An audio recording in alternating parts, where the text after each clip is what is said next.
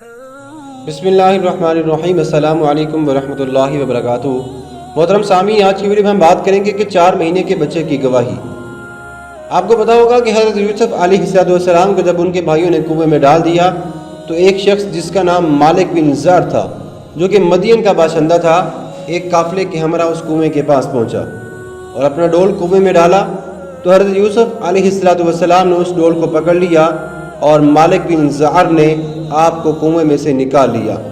تو آپ کے بھائیوں نے اس سے کہا کہ یہ ہمارا بھاگا ہوا غلام ہے، اگر تم اس کو خرید لو تو ہم بہت ہی سستا تمہارے ہاتھ بھیج دیں گے۔ چنانچہ ان کے بھائیوں نے صرف 20 درہم میں حضرت یوسف علیہ السلام کو بیچ ڈالا، مگر شرط یہ لگا دی کہ تم اس کو یہاں سے اتنی دور لے جاؤ کہ اس کی خبر بھی ہمارے سننے میں نہ آئے۔ مالک بن زر نے ان کو خرید کر مصر کے بازار کا رخ کیا اور بازار میں ان کو فروخت کرنے کا اعلان کیا۔ ان دنوں مصر کا بادشاہ دیان بن ولید املیکی تھا اور اس نے اپنے وزیر اعظم قطفیر مصری کو مصر کی حکومت اور خزانے سونپ دیے تھے، اور مصر میں لوگ اس کو عزیز مصر کے نام سے بھی جانتے تھے۔ جب عزیز مصر کو معلوم ہوا کہ بازار مصر میں ایک بہت ہی خوبصورت غلام فروخت کے لیے لایا گیا ہے اور لوگ اس کی خریداری کے لیے بڑی بڑی رقمیں لے کر بازار میں جمع ہو گئے ہیں، تو عزیز مصر نے حضرت یوسف علیہ السلام کے وزن کے برابر سونا اور اتنی چاندی اور اتنا ہی مشک اور اتنے ہی حریر قیمت دے کر ان کو خرید لیا اور گھر لا کر اپنی بیوی زلیخا سے کہا کہ اس غلام کو نہایت اعزاز و اکرام کے ساتھ رکھو۔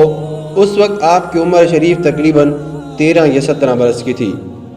زلیخا نے جب حضرت یوسف علیہ السلام کو دیکھا تو وہ آپ کے حسن و جمال پر فریفتہ ہو گئی، اور ایک دن اس نے خوب بناؤ سنگار کر کے تمام دروازوں کو بند کر دیا اور حضرت یوسف علیہ السلام کو تنہائی میں لبھانے لگی۔ تو آپ نے معاذ اللہ کہہ کر یہ فرما دیا کہ میں اپنے مولا عزیز مصر کے احسان کو فراموش کر کے ہرگز اس کے ساتھ کوئی خیانت نہیں کر سکتا۔ پھر جب خود زلیخا آپ کی طرف لپکی تو آپ بھاگ نکلے اور زلیخا نے دوڑ کر پیچھے سے آپ کا پیراہن پکڑ لیا جو کہ پھٹ گیا، اور آپ کے پیچھے پیچھے دوڑتی ہوئی صدر دروازے پر پہنچ گئی۔ اتفاق سے ٹھیک اسی حالت میں عزیز مصر مکان میں داخل ہوا اور دونوں کو دوڑتے ہوئے دیکھ لیا۔ تو زلیخا نے عزیز مصر سے کہا کہ اس غلام کی سزا یہ ہے کہ اس کو جیل خانہ بھیج دیا جائے یا کوئی اور سخت سزا دی جائے، کیونکہ اس نے تمہاری گھر والی کے ساتھ برائی کا ارادہ کیا تھا۔ حضرت یوسف علیہ السلام نے فرمایا کہ عزیز مصر یہ بالکل ہی غلط بیانی فرما رہی ہے، اس نے خود مجھے لبھایا اور میں اس سے بچنے کے لیے بھاگا تو اس نے پیچھا کیا۔ عزیز مصر دونوں کا بیان سن کر حیران رہ گیا اور بولا کہ یوسف میں کس طرح باور کر لوں کہ تم سچے ہو؟ تو آپ نے فرمایا کہ گھر میں 4 مہینے کا ایک بچہ پالنے میں لیٹا ہوا ہے جو زلیخا کے ماموں کا لڑکا ہے، اسے دریافت کر لیجئے کہ واقعہ کیا ہے۔ عزیز مصر نے کہا کہ بھلا 4 ماہ کا بچہ کیا جانے اور وہ کیسے بولے گا؟ تو آپ نے فرمایا کہ اللہ تعالیٰ اس کو ضرور میری بے گناہی کی شہادت دینے کی قدرت عطا فرمائے گا، کیونکہ میں بے قصور ہوں۔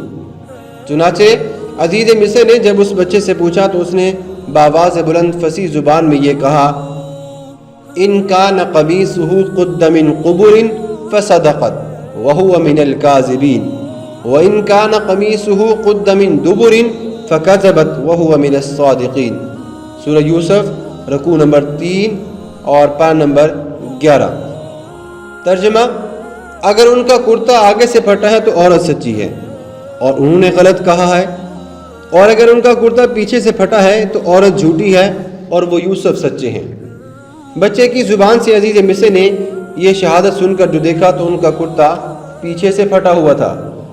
تو اس وقت عزیز مصر نے حضرت یوسف علیہ السلام کی بے گناہی کا اعلان کرتے ہوئے یہ کہا کہ انہو من کیدکن ان کیدکن عظیم یوسف اعرض عن ھذا واستغفری لذنبک انک کنت من الخاطئین۔ ترجمہ: بے شک یہ تم عورتوں کا مکر ہی ہے اور بے شک یہ تمہارا مکر بہت بڑا ہے۔ اے یوسف تم اس کا خیال نہ کرو، اور اے عورت تو اپنے گناہ کی معافی مانگ، بے شک تو خطا کاروں میں سے ہے۔ محترم سامعین، آپ کو یہ بھی بتاتے چلے کہ دنیا میں 4 ایسے انسان گزرے ہیں جنہوں نے بچپن میں بولنے کی اللہ تعالیٰ نے ان کو قدرت اور صلاحیت بخشی تھی۔ ایک صاحب جرید ایک شاہد یوسف جو یہ بچہ تھا، اور ایک امرات فرعون، اور ایک عیسیٰ ابن مریم تھے جو کہ بچپن میں انہوں نے کلام کیا تھا۔ آج کی ویڈیو کا ہم یہیں پہ اختتام کرتے ہیں۔ اپنا بہت سارا خیال رکھیے گا، دعاؤں میں یاد رکھیے گا۔ اللہ تعالی ہم سب کا حامی و ناصر ہو، آمین۔